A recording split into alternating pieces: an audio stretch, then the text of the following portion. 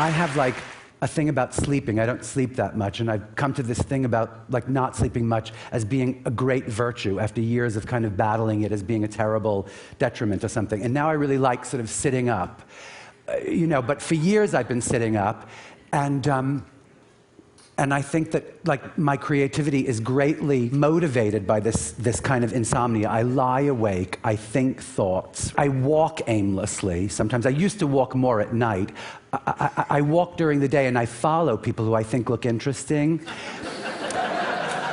And sometimes, actually once it was on page 6 in the Post that I was cruising this guy, like sort of whatever, but I was actually just following because he had these really great shoes on, and so I was following this guy. And I took a picture of his shoes and we thanked each other and just went on our way. But I do that all the time. As a matter of fact, I think a lot of my design ideas come from mistakes and tricks of the eye.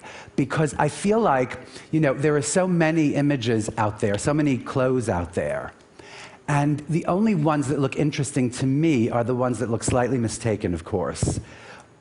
Or very, very surprising. And often, I'm driving in a taxi and I see a hole in a shirt or something that looks very interesting or pretty or functional in some way that I'd never seen happen before. And so, I make the car stop and I get out of the car and walk and see that in fact, there wasn't a hole, but it was like a trick of my eye, it was a shadow, Or if there was a hole, I think oh damn, there was actually someone thought of that thought already. Someone made that mistake already, so I can't do it anymore. I don't know where inspiration comes from. It does not come, for me, from research. I don't get necessarily inspired by research. As a matter of fact, one of the most fun things I've ever done in my whole life was this Christmas season at the Guggenheim in New York. I read Peter and the Wolf with this beautiful band from Juilliard, and I did the narrator, and I read it. And I saw this really smart critic who I love, this woman, Jo Necocella, who's a friend of mine, and she came backstage and she said, Isaac, did you know that, talk to me about Stalinism, and talk to me about, the 30s in Russia. And I said, how do I know about Stalinism? I know about a wolf and a bird, and, he ate the bird, and then in the end you hear the bird squeaking or something, So I don't really know that. I do my own kind of research, If I am commissioned to do the costumes for an 18th century opera or something like that, I will do a lot of research because it's interesting, not because it's what I'm supposed to do. I'm very, very, very inspired by movies. The color of movies and the way light makes the colors, light from behind the projection or light from the projection makes the colors look so impossible. And anyway, roll this little clip, I'll just show you. I sort of, again, sit up at night and I watch movies and I watch women in movies a lot. And I think about, their roles and about how you have to watch what your daughters look at. Because I look at the way women are portrayed all the time, whether they're kind of glorified in this way, or whether they're kind of, ironically glorified, or whether they're, sort of denigrated or ironically denigrated. I go back to color all the time. Color is something that motivates me a lot. It's rarely color that I find in nature, although, juxtaposed next to artificial color, natural color is so beautiful. So that's what I do. I study color a lot. But for the most part, I think, how can I ever make anything that is as beautiful as that image of Natalie Wood? How can I ever make anything as beautiful as Greta Garbo? I mean, that's just not possible, And so that's what makes me lie awake at night, I guess, I don't know.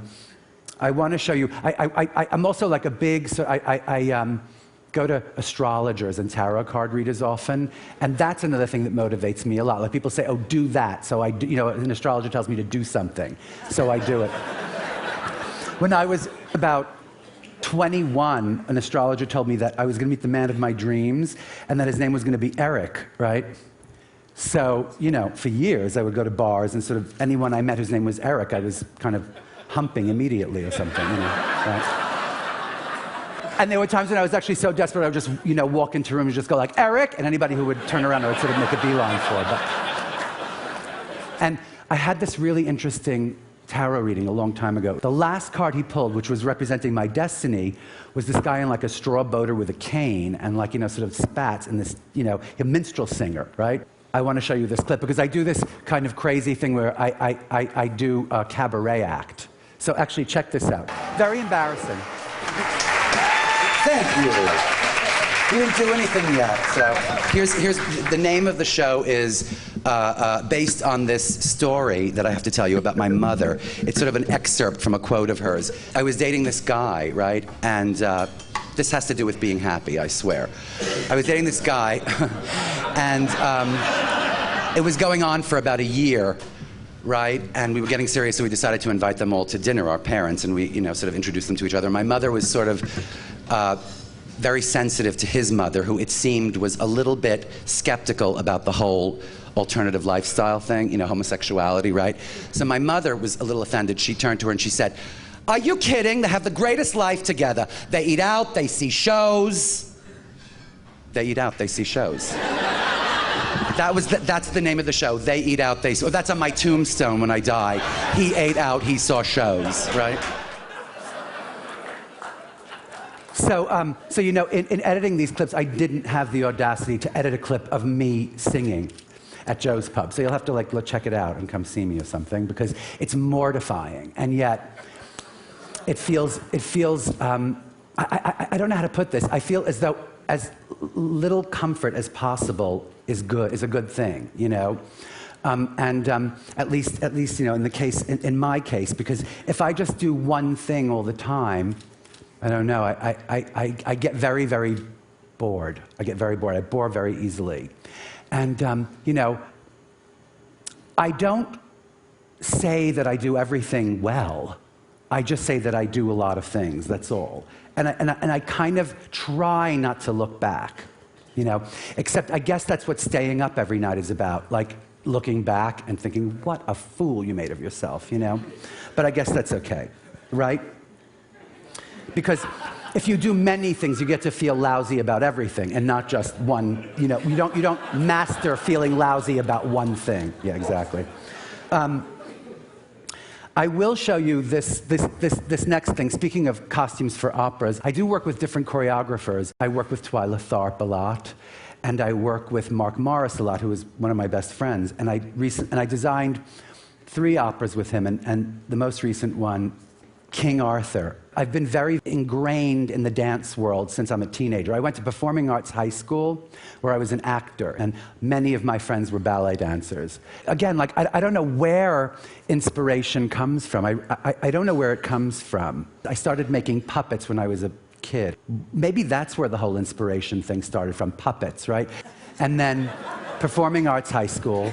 There I was in high school meeting dancers and acting, and somehow from there, I got interested in design. I went to Parsons School of Design, and then I began my career as a designer. I don't really think of myself as a designer, and I don't really think of myself necessarily as a fashion designer. And frankly, I don't really know what to call myself. I think of myself as, I don't know what I think of myself as, so that's just that. But I must say, this whole thing about being slightly bored all the time, I think that is a very important thing for a fashion designer. You always have to be slightly bored with everything. And if you're not, you have to pretend to be slightly bored with everything. But I am really a little bored with everything. I always say to my partner, Marisa Gardini, who books everything. She books everything, and she makes everything happen, and she makes all the deals. And I always tell her that I find myself with a lot of time on the computer bridge program, too much time on computer bridge, which is, that's, so somehow, about 10 years ago, I thought that the most unboring place in the world would be like a TV studio, like for a day show, some kind of like a day talk show, because it's all of these things that I love kind of in one place. And if you ever get bored, you can look at another thing and do another thing and talk about it, right? And so I had this TV show, and that was a very, very, very big part of my process. Actually, could you roll the clip, please? This is one of my favorite clips of Rosie O'Donnell. We're back on the set. We're back on the set. Hi, Ben. Hi there. Hello, Ben. Look how cute she looks with this, just a slick back. No? No? My grandmother says delish. Oh. Delish! Wow, delish. All right, so now where should I position myself? I want to stay out of the way. I don't want to be... Okay. There you go. Here we go. Did you get nervous, Ashley? Doing what? Cutting hair? Television? Like, because... No, cutting hair? Never. Never. I don't think there's ever a day where I cut hair I was nervous. You look so cute already, by the way. Sorry. You like it? Yeah. All right. Now, do you have a problem with looking cute? You want to look cute, of course right? I want to look just cute. checking. Because some people want to look, you know, aggressively ugly. No, not me, yeah, no. Okay, good. You know, you read about all these people who have a lot of money and they have kids, and the kids always end up somehow, like, really messed up. You know what I mean? And Right. there's got to be some way to do that, Rosie. Because just because if you're fabulously rich and fabulously famous, does that mean you shouldn't have kids because you know they're going to end up getting messed up? No, but it means that your priority has to be their well-being first, I think. You know, but you have to make the decision for yourself. My kids are 7. Who the hell knows? They're going to be like 14 and in rehab, and they're going to be playing this clip. I'm such a good mother. My God, this is the shortest I've ever It looks good, I was right? about to ask you, has your head ever been close? No, but it's all right. I'm going crazy. I feel like it needs to be a little closer Oh, down no, here. just a stage. We're staging it. Are you freaking out? You look so cute. No, I love it. It's the new me. Oh, it's so Flock fabulous. of Rosie. Woo! So, by the way, of all the most unboring things in the world, right? I mean, like making someone who's already cute look terrible like that, that is not boring. That is nothing if it's not boring.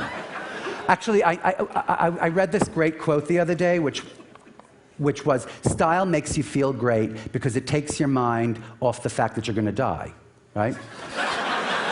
And then I realized that was on my website, and then it said, like, you know, the quote was attributed to me, and I thought, oh, I said something, you know, in an interview. I forgot that I said that, you know, but it's really true. I want to show you this last clip because it's going to be my last goodbye. I'll tell you that I cook a lot also. I love to cook. And I often look at things as though they're food. Like I say, oh, you know, would you serve a rotten chicken? Then how could you serve, you know, a beat-up old dress or something? How could you show a beat-up old dress? I always relate things to kitchenry. And so I think that that's what it all boils down to. Everything boils down to that. So check this out. This is what I've been doing because I think it's the most fun thing in the world. It's like this website. It's got a lot of different things on it. It's a polymathematical website. We actually shoot segments, like TV show segments. And it's kind of my favorite thing in the world. And it just began, like in the beginning of February, so who knows? Again, I don't say it's good, I just think it's not boring, right? And here's the last bit.